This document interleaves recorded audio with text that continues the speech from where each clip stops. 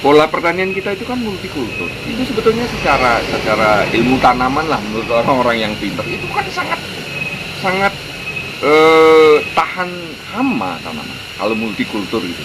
Nah sekarang kebanyakan pertanian modern itu kan monokultur. Kubis ya kubis semua, kopi ya kopi semua, cengkeh. Kalau kena sekali ya kena semua. Karena hamanya cepat sekali berkembang. Kalau ada tanaman lain kan dia bisa geser di sini, geser dan sebagainya gitu. Itu semua leluhur kita udah ngajarin. Contoh yang simpel ya, kalau yang petani sawah ya. Dulu leluhur kita itu pasti kandang sapinya itu yang gampang dipindah. Sekarang kandangnya sini, ya biar kotorannya sekitar sini. Tahun depannya dipindah sini. Kan simpel sekali gitu loh. Nah saya kumpulkan sampah kayak gitu, itu diamin aja nanti jadi pupuk. Sampah dapur dikasih. Kok mau merepotkan diri? Iya, dan padahal bisa dengan alami udah bisa selesai. Iya, ngapain sih? Rumit sekali mikirnya gitu loh. Nah, sebetulnya Bali itu yang paling mendasar dipikir itu tentang alamnya. Jadi tata ruangnya seperti apa? Tapi semua berpikirnya parsial, sektoral gitu loh. Pikirannya ke masing-masing. Yang contohkan dia sekarang kan lagi memperjuangkan hutan adat supaya hutan kita itu menjadi hutan. Karena itu hutan adat kami itu kan bagian dari cagar alam Batu Paru yang luas totalnya 16.000 hektar. Itu sebetulnya mengairi sepertiga Bali. Tapi kita berjuang menjadi hutan adat susahnya luar biasa. Hambatannya dari investor, dari pemerintah daerah sampai pusat. Itu cuman lip service aja bilang support gitu. Tapi faktanya semua bulat, mempersulit gitu loh. Itu sebetulnya kan itu konsep mendasar. Nah, sebenarnya yang gitu harusnya dijaga secara utuh oleh. Jadi menurut pemahaman Tiang itu sebetulnya kita itu di Bali itu, makanya Tiang pernah nulis, saya lebih suka agama saya disebut agama Bali daripada agama Hindu gitu loh. Ya coba kalau kita disebut agama Hindu, yang agama Hindu beneran itu yang mana sih? India, oke. Apa persamaan kita dengan mereka? Ya kan? Saya bilang itu kita itu agama hibrid, bahasa sekarang mungkin hibrid sebetulnya kan. Kita dari awal memuja luhur, ada pengaruh Hindu, Buddha, dan Cina mungkin dan sebagainya. Itu berakulturasi, jadilah agama kita. Dan kita beda semua di seluruh Bali, gitu loh. Yang dengan Pak Wayan, ritual pasti beda. Dan kita tidak ada masalah ratusan tahun, gitu loh. Awiknya harus kayak gini. Contoh sih. Harus kayak gini. Penyeragaman. Cara mikir udah nggak benar gitu loh. Orang kita itu tumbuh berkembangnya itu dari bentang alam yang berbeda. Otomatis kita beda kan? Kita di sini dengan saudara yang di pesisir nggak mungkin dong sama. Ritualnya mungkin mereka pakai ikan. Di sini mungkin kita pakai burung gitu loh. Iya kan? Sesuai bentang alamnya gitu loh. Nah itu kok mau diseragamkan gitu loh.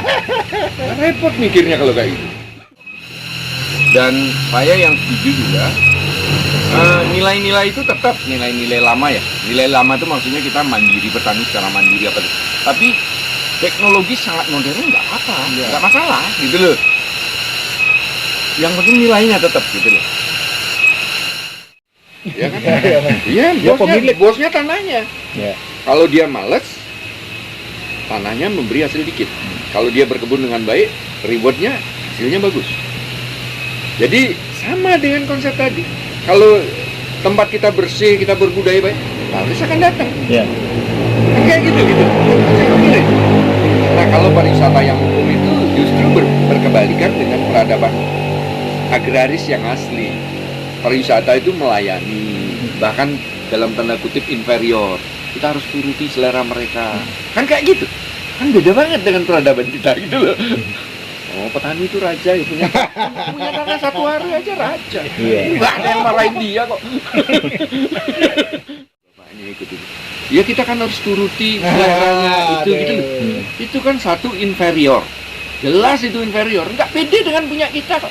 Kan inferior jelas. Inferior kok mau bersaing. Ya tertinggal terus. Orang inferior itu inferior. Kedua, Ya itu.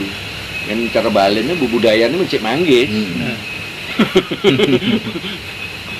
Udah nggak cocok itu sebenarnya dengan orang Bali, nggak cocok. Kawasan itu secara kompleks ya, tentang alamnya, peradabannya, menambang untuk dijual oleh investor. Itu kan seperti orang menambang. Nah, yang punya tambang itu kok nggak dapat apa-apa.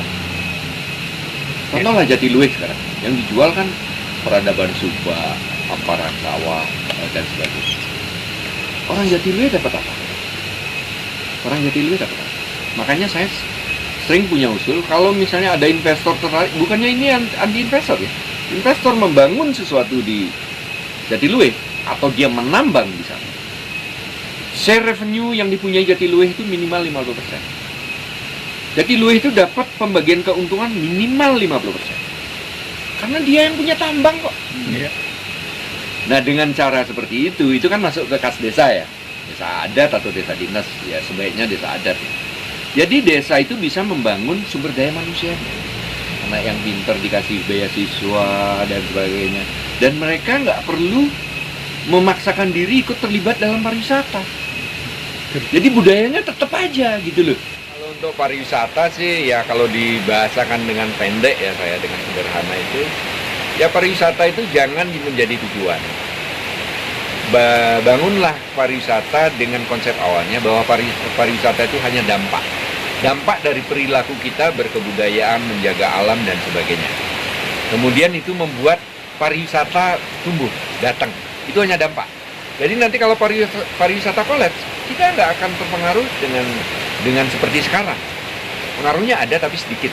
Kita tetap survive. Itu kalau pariwisata. Oh ya, saya tambahkan pariwisata lagi sedikit ya.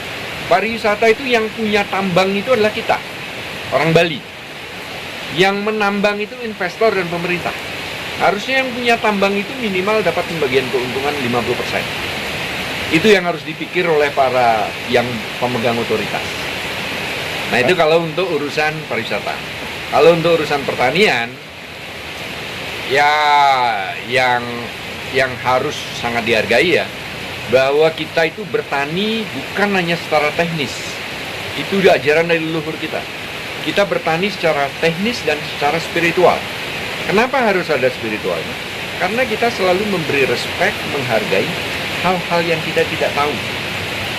Jadi misalnya tanaman secara teknis itu butuh NPK, tapi kita tidak tahu ada mikroorganisme apa di tanah dan sebagainya.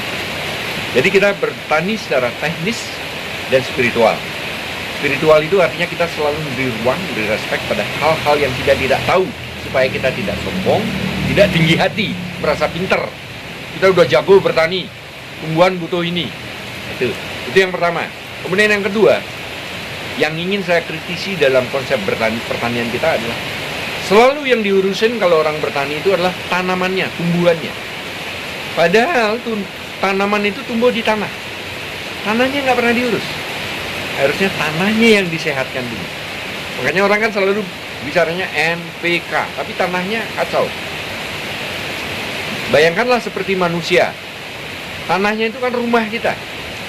Tanamannya adalah kita. Kita aja yang makan mewah, makan enak dan sebagainya, rumahnya bobrok, yang nggak nyaman kita. Jadi ini yang terpenting. Konsep bertani yang terpenting inilah bertani secara mandiri semua. Semua mandiri. Pupuk buat sendiri, bibit diupayakan sendiri, dan berpikir secara mandiri dan merdeka. Jangan tergantung nanti saya bertanam ini yang ngejualin siapa ya? Itu udah nggak mandiri. Harus berpikir secara menyeluruh. Begitu kurang lebih. Terima kasih.